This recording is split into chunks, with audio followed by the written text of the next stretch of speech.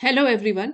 एक कॉन्फिडेंट तरीके से इंग्लिश बोलने के लिए जो 7 स्टेप्स बहुत इंपॉर्टेंट है उसको आज जानेंगे और साथ ही साथ 25+ न्यू वोकेबलरी वर्ड्स भी इन कॉन्टेक्स्ट सीखेंगे। To achieve English fluency it is far more effective to prioritise immersion immersion and natural acquisition.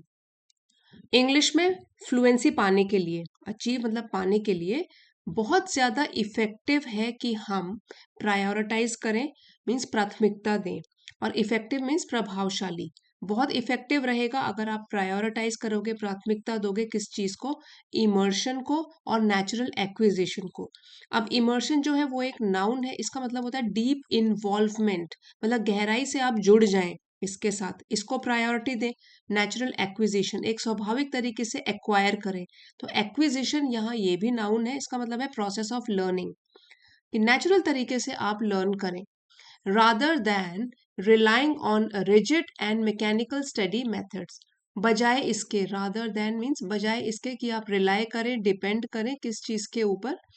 Rigid means बहुत ही स्टिफ या जो फ्लेक्सिबल नहीं होते, जो रूल्स को फॉलो करते हैं। और मैकेनिकल हो गया विदाउट थिंकिंग, बस एक मशीन की तरह। तो ऐसे स्टडी मेथड्स को आप ब्लाइंडली फॉलो करने के बजाय क्या प्रायोरिटाइज करोगे, किसको प्रायोरिटी दोगे, इमर्शन को और नेचुरल एक्विजिशन को। मतलब कि एक स्वाभाविक तरीके से आप सीखोगे, लर्निंग, और वो भी इमर्स होके मतलब पूरा डीपली इन्वॉल्व होके। Language is not something you solve. अब मैथ्स की तरह तो लैंग्वेजेस नहीं होती, हिंदी हो गई, इंग्लिश हो गई या कोई और भी language. It is not something you solve, it is something you absorb gradually. ये तो एक चीज है जो कि आप एब्जॉर्ब मतलब ग्रहण करते हो ग्रेजुअली, धीरे धीरे, थ्रू मीनिंगफुल एक्सपोजर। मीनिंगफुल मतलब किसी सार्थक तरीके से जब आप इसके एक्सपोजर में आते हो, कांटेक्ट में आते हो, तो धीरे धीरे खुद ही आप इसको एब्जॉर्ब करते हो। सो ये एक लैंग्वेज है जिसको एब्जॉर्ब किया जाता है, वो भी धीरे धीरे। Instead of isolating words, focus on learning phrases because they provide context and help you understand how language is actually used in real communication। तो बजाय इसके कि आप लर्न करें वर्ड्स को आइसोलेशन में, मतलब कि आज 3 वर्ड कर लिए, कल 5 वर्ड कर लिए, आइसोलेटिंग मतलब बिल्कुल अलग रख के सिर्फ वर्ड्स ही अगर याद करें, ये करने के बजाय ये तरीका अपनाइए आप कि आप याद करो फ्रेजेस। फ्रेजेस याद करनी है, जैसे वर्ड्स किसके साथ यूज किए थे, भाई एग्जाम्पल भी समझेंगे, क्योंकि वो आपको एक कॉन्टेक्स्ट प्रोवाइड करेगा और आपको ये भी हेल्प करेगा कि आप समझें लैंग्वेज किस तरीके से असल में यूज की जाती है जब हम लोगों से असली बातचीत करते हैं। एक्चुअली मीन्स असल में। फॉर इंस्टेंस, तो आप एग्जाम्पल देख लेते हैं। Rather than memorising the word decision, then जब यूज करते हैं हम, ये जब कंपैरिजन हो रहा होता है, बजाय इसके कि हम मेमोराइजिंग मतलब याद करें, मेमोराइजिंग मतलब याद करना, याद करें ये वाला वर्ड डिसीजन मतलब फैसला। Okay, it is far more practical to learn the phrase make a decision. तो अगर आप इसको एक फ्रेज की तरह याद करो तो वो और भी ज्यादा, कहीं ज्यादा प्रैक्टिकल होगा, क्योंकि आपको समझ में आ जाएगा डिसीजन को यूज कैसे करना है। This way, when you speak, you will naturally say, I need to make a decision about my future, instead of producing unnatural combinations like do a decision। जैसे अगर आपने डिसीजन वर्ड याद कर लिया, तो अब आपको पता लग गया स्वाभाविक तरीके से कैसे यूज करना है इसको। I need to make a decision, इस तरीके से, I need to make a decision about my future, अपने फ्यूचर को लेकर, बजाय इसके कि आप एक अननेचुरल तरीके से इसको कंबाइन कर लें किसी और के साथ और गलती कर लें, जैसे कि डू अ डिसीजन कर लें यूज, क्योंकि आपने तो सिर्फ डिसीजन याद किया है, किस तरीके से वो यूज होता है वो याद नहीं किया। इसलिए आइसोलेशन में वर्ड्स न याद करके उसको फ्रेज के हिसाब से लर्न करना है। अभी हम सेकंड टिप्स की तरफ बढ़ते हैं। It is important to stop obsessing over grammar rules. ये भी बहुत इंपॉर्टेंट है कि पूरा का पूरा बहुत ज्यादा सोचो। सो obsessing यहाँ पे वर्ब का काम कर रहा है, इसका मीनिंग हो गया thinking too much, grammar rules के बारे में सोचने के बजाय। As excessive focus on the structure often leads to hesitation and disrupts fluency, क्योंकि अगर बहुत ज्यादा एक्सेसिव मीन्स जरूरत से भी ज्यादा फोकस अगर आप सिर्फ स्ट्रक्चर पे देते हो कि ग्रामर स्ट्रक्चर क्या है, तो अक्सर ही ये आपको एक झिझक देता है और आपकी फ्लुएंसी में भी रुकावट डालता है, उसको डिसरप्ट करता है। तो डिसरप्ट मतलब रुकावट, हेजिटेशन मीन्स झिझक। While grammar is important, it should be acquired intuitively through repeated exposure rather than conscious memorization. Intuitively ये एक एडवर्ब है, इसका मीनिंग होता है एक नेचुरल तरीके से, विदाउट थिंकिंग मच, स्वाभाविक तरीके से। तो ग्रामर इंपॉर्टेंट तो है, लेकिन आपको वो कैसे सीखना है, एक स्वाभाविक तरीके से, नेचुरल, ज्यादा सोचना नहीं है। और वो कैसे पॉसिबल होगा? थ्रू रिपीटेड एक्सपोजर, रिपीटेडली मतलब लगातार जब आप इंग्लिश के एक्सपोजर में रहोगे, बजाय इसके कि आप मेमोराइज करें, याद करें, एक कॉन्शियस तरीके से ग्रामर रूल्स याद करते रहे। एग्जाम्पल से समझते हैं। Instead of learning the formula, has या हैव के साथ पास्ट पार्टिसिपल लगता है। इंस्टेड बजाय इसके कि आप ये याद करो, ये वाला structure, simply listen two sentences like I have completed my work. तो आपको फोकस किस पे करना है? सेंटेंस फॉर्मेशन को बार बार देखना है। I have completed my work, मैंने अपना काम पूरा कर लिया है। और शी हैज ऑलरेडी लेफ्ट, वो पहले से ही जा चुकी थी, जा चुकी है। मल्टीपल टाइम्स मतलब कई बार, इन्हीं को रिपीट करते रहना है, इनको सुनते रहना है। ग्रेजुअली, धीरे धीरे, your brain begins to recognise patterns and you start using them correctly without mentally translating और एनालाइजिंग ईच वर्ड। धीरे धीरे आपका ब्रेन इस स्ट्रक्चर को खुद ही ऑटोमेटिकली रिकॉग्नाइज करने लग जाएगा, पहचानने लग जाएगा, और आप उसको सही ढंग से बिना मेंटली मतलब मन में ट्रांसलेट करे बगैर ही आप इसको सही ढंग से यूज करना सीख जाओगे। ना फिर ट्रांसलेटिंग की जरूरत पड़ेगी, ट्रांसलेशन की जरूरत नहीं पड़ेगी, ना एनालाइज करने की जरूरत पड़ेगी हर एक वर्ड को। ऑटोमेटिकली आपको ये स्ट्रक्चर समझ में आने लग जाएगा। थर्ड की तरफ बढ़ते हैं अभी। Listening plays a foundational role in this process. अब लिसनिंग मतलब सुनना, ये भी बहुत जरूरी है, क्योंकि ये ऐसी भूमिका निभाता है जो कि फाउंडेशनल है।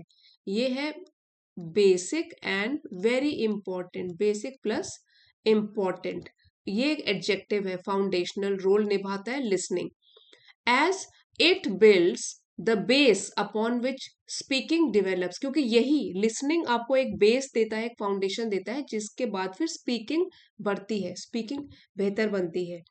Before you can express your self confidently, you must expose yourself to comprehensible and natural English regularly. बोलने से पहले जब आप अपने आप को एक्सप्रेस कर पाए पूरे आत्मविश्वास से, उससे पहले आपको क्या करना है? पहले बहुत सारा एक्सपोजर किससे लेना है?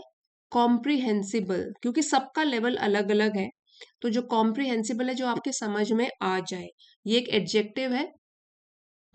कॉम्प्रिहेंशन सुना होगा, कॉम्प्रिहेंशन पैसेजेस मतलब पैसेजेस जिनको समझने की जरूरत है। तो कॉम्प्रिहेंसिबल समझ में आने वाला, ऐसी इंग्लिश। और नेचुरल इंग्लिश रेगुलर तरीके से आपको सुननी है, एक्सपोज होना है इससे। Think of how children use a language. अब आप ये खुद सोचो कि छोटे बच्चे किस तरीके से किसी भी लैंग्वेज को सीखते हैं। They spend months just listening before they begin to speak. तो वो बहुत सारे महीने गुजारते हैं सिर्फ सुनते रहते हैं, छोटे बच्चे, क्योंकि सब लोग उनके साथ बात करते हैं तो सुनते रहते हैं। Before they begin to speak, बोलने से पहले। Similarly, you can listen to a simple podcast or an audiobook for 20 to 30 minutes daily. आप भी सुन सकते हो कोई भी पॉडकास्ट या ऑडियो बुक्स 20 to 30 मिनट्स मतलब आधे घंटे, even while doing routine activities like cooking और walking, अपने टाइम पे जैसे कि खाना बनाते हुए या वॉक करते हुए। Over time, phrases like what do you mean or that makes sense start to feel familiar। अब पॉडकास्ट में कई बार आपने ये वाली फ्रेज तो सुनी ही होगी, व्हाट डू यू मीन, क्या मतलब है आपका, दैट मेक्स सेंस, हाँ ये तो बात हुई, इस बात में कोई सेंस है। ये आपको बिल्कुल जानी पहचानी से फ्रेजेस लगने लग जाएगी, क्योंकि आप बहुत बार एक्सपोज हुए हो इन फेमिलियर फ्रेजेस से। And you begin to internalise pronunciation, rhythm and tone. तो इंटरनलाइज इसका मतलब होता है आप एब्जॉर्ब करने लग जाओगे, इसको अपने अंदर समा लोगे। ठीक है, ये वर्ब फॉर्म है यहाँ पे, यू बिगिन टू इंटरनलाइज क्या, प्रोनाउंसिएशन समझ में आने लग जाएगी, रिदम और टोन किस तरीके से, इंटोनेशन मतलब कहाँ पे स्ट्रेस देना है, कहाँ आवाज ऊपर करनी है, कहाँ धीमी करनी है, ये सब आपको सब समझ में आने लग जाएगा। फोर्थ स्टेप क्या है, merely केवल consuming large amounts of content is not sufficient. Sufficient मतलब पर्याप्त, इनफ। कंज्यूम करना मतलब सुनते रहना बहुत सारा कंटेंट, ये भी पर्याप्त नहीं है। व्हाट ट्रूली एक्सिलरेट्स, एक्सिलरेट मतलब एक स्पीड देना। ठीक है, तो क्या असल में एक्सेलरेट करता है, बढ़ाता है लर्निंग को, is deep and repetitive engagement. तो आपकी लर्निंग तब बढ़ेगी जब आप डीप मतलब गहराई से, थरो और रेपिटेटिव बार बार एंगेज होंगे। ठीक है, रेपिटेटिव इसका मतलब हो गया repeated again and again, bar bar engage होगे, इसके साथ जुड़ाव महसूस करोगे और प्रैक्टिस करते रहोगे बार बार विद द सेम मटेरियल, और वो भी सिमिलर काइंड, जो भी आप इनपुट ले रहे हो वो सिमिलर काइंड ऑफ मटेरियल होना चाहिए। Instead of constantly switching between different videos or lessons, it is far more beneficial to revisit the same content multiple times. ये बहुत इंपॉर्टेंट बात है। बजाय इसके कि आप लगातार स्विच मतलब कभी ये वीडियो देख लिया, कभी दूसरे लेवल का देख लिया, कभी कुछ और देख लिया, बजाय इसके कि आप स्विच करें अलग अलग वीडियोस या अलग अलग लेसन्स सुनने में, देखने में, ये बहुत ही आपके लिए फायदेमंद रहेगा। फार मोर बेनिफिशियल क्या चीज रहेगी फायदेमंद, टू रिविजिट मतलब बार बार आप एक ही टाइप के कंटेंट को कई बार देखो, इससे आपको ज्यादा फायदा होगा। क्योंकि सिमिलर स्ट्रक्चर्स या जो भी उसमें बात कही गई है उसको आप इंटरनलाइज शुरू करने लग जाओगे, और रेपिटेटिव अगर होगा, बार बार होगा, तो आपका फिर प्रैक्टिस भी उससे होती रहेगी। For example, if you watch a short video once, you may understand only the general idea. तो ये सबके साथ होता है कि अगर इंग्लिश में आपने कोई वीडियो सिर्फ एक बार देखा, वंस, एक बार, हो सकता है आपको सिर्फ उसमें जनरल आइडिया क्या कहा गया है मतलब पूरा समझ में ना आए, एक जनरल आइडिया मिल जाए। But if you watch it 5 or 10 times, you begin to notice sentence structures, intonation and specific expressions। तो बार बार देखोगे तो क्या क्या नोटिस करने लग जाओगे, सेंटेंस किस तरीके से फ्रेम किया गया है, इंटोनेशन आवाज का उतराव चढ़ाव, कौन से वर्ड्स में स्ट्रेस मिल रहा है, कौन से में नहीं है, अनस्ट्रेस्ड है, और specific expressions like I will figure it out और लेट मी चेक। तो इस तरीके से आपको लेट मी चेक मतलब मैं चेक करता हूँ, I will figure it out मैं इसको खुद समझने की कोशिश करूंगा। तो इस टाइप के एक्सप्रेशंस आपको समझ में आने लगेंगे। इवेंचुअली आखिरकार you may find your self naturally repeating these lines which indicates true acquisition. तो इवेंचुअली मतलब आखिर में हो सकता है आप पाएं कि आप नेचुरल तरीके से ही जो बोला गया है, जो वीडियोस में बोला गया है, वो आप खुद भी बोल पा रहे हो, जिससे कि इंडिकेशन मिल रहा है आपको। क्या इंडिकेशन मिल रहा है कि आपने सचमुच में वो एक्वायर कर लिया है, वो लाइंस आपको समझ में आने लग गई है। अब फिफ्थ क्या है, इट इज एसेंशियल, जरूरी, जरूरी है to use real world English materials rather than relying solely on textbook. तो अगर आपको रियल वर्ल्ड मतलब रियल वर्ल्ड में हम किस तरीके से लोगों से बातचीत करते हैं, वो वाले इंग्लिश मटेरियल वो भी यूज करना है, एसेंशियल है, ये जरूरी है, बजाय इसके कि आप रिलाय डिपेंड करें, सोलली मीन्स सिर्फ, केवल, ओनली टेक्स्ट बुक के ऊपर, विच ऑफन कंटेन ओवरली फॉर्मल और आर्टिफिशियल डायलॉग्स। कि जिन बुक्स में, टेक्स्ट बुक्स में क्या होता है, कुछ ज्यादा ही फॉर्मल, औपचारिक तरीके से लैंग्वेज लिखी गई होती है, और डायलॉग्स भी हमको आर्टिफिशियल लगते हैं। आर्टिफिशियल मतलब नेचुरल नहीं लगते हमको, आर्टिफिशियल लगते हैं। Authentic content reflects how people actually communicate in everyday situations। तो आपको क्या करना है, ऑथेंटिक मीन्स रियल, जो रियल कंटेंट आपको मिलेगा तो वो रिफ्लेक्ट करेगा एक्चुअली असल में लोग किस तरीके से डे टू डे में लोगों से बात करते हैं, सिचुएशनल इंग्लिश कैसे बोलते हैं। एग्जाम्पल से समझते हैं। Instead of text book sentences like I am going to the market, you will hear native speakers से I am gonna go to the market. तो जैसे कि हमारे ग्रामर की बुक्स अगर हम पढ़ रहे हैं सिर्फ वही, और एक्सपोजर रियल लाइफ कॉन्वर्सेशन से हमको नहीं मिल रहा है, तो उसमें हम पढ़ेंगे I am going to the market. और अगर आपने डे टू डे इंग्लिश में ये सुन लिया, नेटिव स्पीकर जैसे बोलते हैं I am gonna go to the market, तो गोना इसको खोल के भी अगर लिखेंगे तो यही हो गया गोइंग प्लस टू। ठीक है, गोइंग टू द मार्केट। और I'll just grab some things. I'll contractions काफी यूज करते हैं। I'll मतलब I plus will. I'll just grab some things. Grab some things मतलब कुछ चीजें लेके आता हूँ। Watching interviews, vlogs और shows exposes you to such natural expressions. तो अगर आप इसके लिए से इंटरव्यूज देख लो या व्लॉग्स देख लो इंग्लिश में, तो ये और जो कोई शोज देख लो जिसमें बातचीत हो रही है, तो इससे आप नेचुरल एक्सप्रेशंस सीखोगे, helping you sound more fluent and less robotic, जिसकी वजह से आप साउंड करोगे कि आपको भी फ्लुएंटली बोलना आ रहा है और एक मैकेनिकल तरीके से आप नहीं बोल रहे हो। Natural English, day to day conversation, वो वाली इंग्लिश आप सीख पाओगे। नाउ सिक्स्थ पॉइंट है a particularly effective technique for mastering grammar without consciously studying it is the use of point of view stories. तो ये है, क्या होती है पॉइंट ऑफ व्यू स्टोरीज, जिसमें कि आप ग्रामर जो है वो ज्यादा कॉन्शियसली नहीं सीखोगे, या आपको ऐसे नहीं लगेगा कि मैं सिर्फ ग्रामर सीख रहा हूं, तो वो है आप यूज करें पॉइंट ऑफ व्यू स्टोरीज। ये कौन सा मेथड है? This method involves listening to the same story narrated in different tenses. एक ही स्टोरी जो है वो कौन से टेंस में बोली गई है या सुनाई गई है, उसको सुनो पहले, और उसको फिर डिफरेंट टेंसेस में भी सुनना है, और पर्सपेक्टिव्स या क्या आउटलुक दिया गया है स्टोरीज में, ये आपको देखना है। Allowing your brain to absorb grammatical patterns organically. Organically मतलब एक नेचुरल तरीके से, स्वाभाविक तरीके से, ताकि आप ग्रामर जो स्ट्रक्चर है, क्योंकि वो डिफरेंट टेंसेज में बोली गई है, तो वो स्ट्रक्चर नेचुरल तरीके से आप सीखें। For example, you might first hear he goes to the store and buys some milk. वो स्टोर जाता है और मिल्क खरीदता है।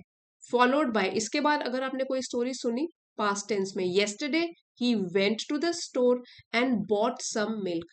तो अब इसमें जैसे कि प्रेजेंट टेंस में था गोज और बाइज, फिर आपको समझ में आएगा ओके, पास्ट टेंस के लिए येस्टरडे यूज करते हैं, और गो का वेंट बन जाता है, बाय का बॉट बन जाता है। कल वो स्टोर गया और उसने मिल्क खरीदा। एंड देन टुमारो, फिर उसने फ्यूचर टेंस में सुनी, कल, आने वाले कल, ही विल गो, वो जाएगा store and buy some milk, और मिल्क खरीदेगा। तो without memorising any rules you begin to understand how verbs change depending on time. तो आपने इसमें कॉन्शियस एफर्ट नहीं किया, लेकिन आपको समझ में आ गया क्योंकि आपने एक ही स्टोरी अलग अलग कॉन्टेक्स्ट में सुनी। तो ये भी एक पॉइंट ऑफ व्यू है। स्टोरीज इस तरीके से भी आप प्रैक्टिस कर सकते हो, टेंसेस चेंज कर करके। सेवंथली, अब हमारा लास्ट जो टेक्निक है वो है speaking from the very beginning is crucial. पहले से ही सीखना, मतलब बचपन से। अच्छी बात है जितनी छोटी एज में सीखी जाए, क्रूशियल वो बहुत ही इंपॉर्टेंट है। Even if you feel unsure और मेक मिस्टेक्स, चाहे आप अनश्योर हो, मतलब आपको पक्का यकीन नहीं है कि बोल भी पाओगे, या फिर मिस्टेक्स का डर है, इसके चाहे ऐसा है फिर भी आप प्रैक्टिस करो। Fluency develops through active usage not passive understanding, क्योंकि आपकी फ्लुएंसी तभी डेवलप होगी जब आप एक्टिव तरीके से उसको, लैंग्वेज को यूज करना शुरू करोगे, बोलकर, एक पैसिव तरीके से नहीं कि सिर्फ समझ में आ रहा है। अब उसको स्पीकिंग प्रैक्टिस भी देनी है। You do not need a partner to start, जरूरी नहीं है कि सब लोगों को एक पार्टनर की जरूरत ही होगी तभी स्टार्ट करना है। You can simply narrate your daily activities. Narrate, खुद से आप अपनी डेली डे टू डे की जो एक्टिविटीज हैं उनको स्मॉल सिंपल सेंटेंसेस में बोल सकते हो, जैसे example, while making T U might say, घर का काम करते हुए आप बोल सकते हो आई एम बॉइलिंग वाटर। ठीक है, जो काम अभी हो रहा है प्रेजेंट कंटिन्यूअस टेंस में, आई एम बॉइलिंग वाटर, पानी उबाल रहा हूँ। Now I am adding sugar, और I need to find my cup, मुझे अपना कप ढूंढना है। तो इस तरीके से खुद से ही प्रैक्टिस कर सकते हो। This practice gradually reduces your dependence on translation and builds confidence. So खुद से डेली काम करते हुए छोटे छोटे सेंटेंसेस बोल के जो प्रैक्टिस करोगे, ग्रेजुअली धीरे धीरे वो रिड्यूस मतलब कम कर देगी आपकी डिपेंडेंस, जो आप रिलाय करते हो, डिपेंड करते हो ट्रांसलेशन में, कि पहले हिंदी में और फिर इंग्लिश में ट्रांसलेट किया, और ये कम कर देगी डिपेंडेंस और कॉन्फिडेंस बिल्ड करेगी। Making speaking feel more natural over time, और समय के साथ आपको स्पीकिंग बहुत ही नेचुरल तरीके से बोलना आ जाएगा। इन एसेंस, अब जो पूरा हमने पढ़ा अगर उसकी समराइज करें उसको, या समरी देखें, या इसका सार निकालें, तो क्या है? Fluency is not a product of intelligence और talent.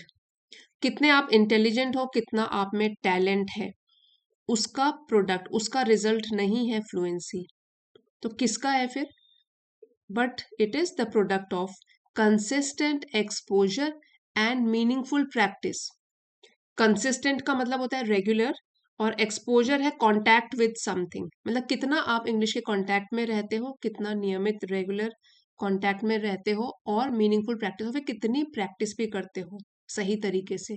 When you immerse yourself in the language, repeat content deeply, and use it actively in your daily life, English stops being a subject to study and becomes a skill you live with effortlessly. जब आप अपने आप को पूरा का पूरा डुबो देते हो इसी लैंग्वेज में, फिर जो कंटेंट आप सुनते हो उसको रिपीट भी करते हो, और एक्टिव तरीके से स्पीकिंग प्रैक्टिस भी करते हो डेली लाइफ में, तो इंग्लिश फिर एक सब्जेक्ट की तरह नहीं रहता जिसको आपको पढ़ के सीखना है, बल्कि एक स्किल, एक कौशल बन जाता है जिसके साथ आप रहते हो एफर्टलेसली, बिना प्रयास किए हुए, क्योंकि नेचुरल तरीके से आप फिर इंग्लिश बोलना सीख जाते हो। तो आप भी ये 7 स्टेप्स फॉलो कीजिए और देखिए अपनी इंग्लिश, स्पोकन इंग्लिश जर्नी में कितना फायदा होगा। इसी का पीडीएफ आपको चैनल की एलिट मेंबरशिप को ज्वाइन करके मिल जाएगा। अगर आप चाहते हो तो एलिट मेंबरशिप को ज्वाइन कर सकते हो। एक बार हम क्विक रिवीजन कर लेते हैं जो भी हमने वर्ड सीखे। Immersion, deeply involve. एक्विजिशन होता है प्रोसेस ऑफ लर्निंग, सीखना कोई। रिजिड, बहुत ही स्टिफ जो कि फ्लेक्सिबल नहीं है। मैकेनिकल होता है एक मशीन की तरह, ऑटोमेटिक या विदाउट थिंकिंग। कॉन्टेक्स्ट, सिचुएशन या बैकग्राउंड क्या है किसी चीज का। अननेचुरल, जो कि नेचुरल नहीं है, नॉर्मल नहीं है। कॉम्बिनेशंस होता है ग्रुप करना, इकट्ठे जोड़ना। obsessing, thinking too much about something. intuitively, naturally without thinking, मतलब स्वाभाविक तरीके से बिना ज्यादा सोचे हुए। पैटर्न्स होता है repeated forms, foundational, basic and important. Comprehensible, जो समझने योग्य हो, समझ में आए, easy to understand. Internalise, to absorb deeply. Deep होता है बहुत ही थरो, गहराई से। रेपिटेटिव, बार बार रिपीट करना। एंगेजमेंट इज इन्वॉल्वमेंट, इन्वॉल्व होना, जुड़ाव। इंटोनेशन, आवाज का चढ़ना और आवाज में फिर उतराव। Rise and fall of voice, tone या पिच। रियल वर्ल्ड हो गया प्रैक्टिकल लाइफ में। उसके बाद है artificial, which is not real, manmade है जो, not natural. Organically, naturally. Consistent, लगातार, regular. Exposure, contact with something. So यही था हमारा आज का आर्टिकल। आई होप आपके लिए हेल्पफुल रहा होगा। सो पसंद आया है तो प्लीज़ लाइक, शेयर और सब्सक्राइब ज़रूर कीजिएगा, और अब आप वीडियोस को हाइप भी कर सकते हो। Thank you for watching.